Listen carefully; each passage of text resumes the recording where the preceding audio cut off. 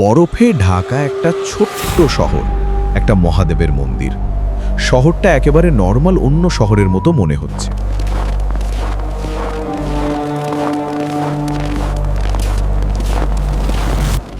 কিন্তু এই শহর থেকে কিছুটা দূরেই রাক্ষসদেরও শহর আছে।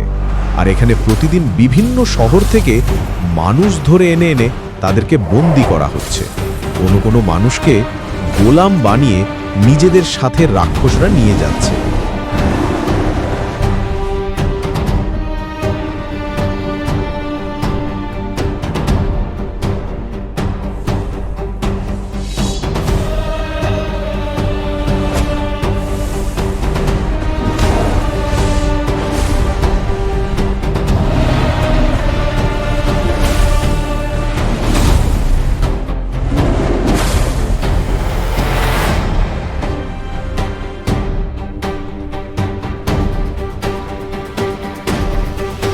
এর মধ্যে বেশিরভাগ লোকের জীবন গোলাম হওয়ার পর নরক হয়ে যায়।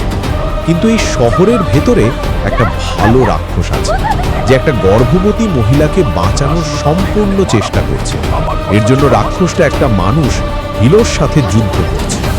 যখন মেয়েটা বুঝতে পারল ওরা দুজনেই ওকে বাঁচানোর চেষ্টা করছে, তখন মেয়েটি প্রশ্ন করল, আর এর উত্তরে সেই মানুষ যোদ্ধা রাক্ষসটার মতো সেম উত্তর দিল, যে সে এখানে মেয়েটিকে এবং বাকি মানুষদের বাঁচাতে এসেছে।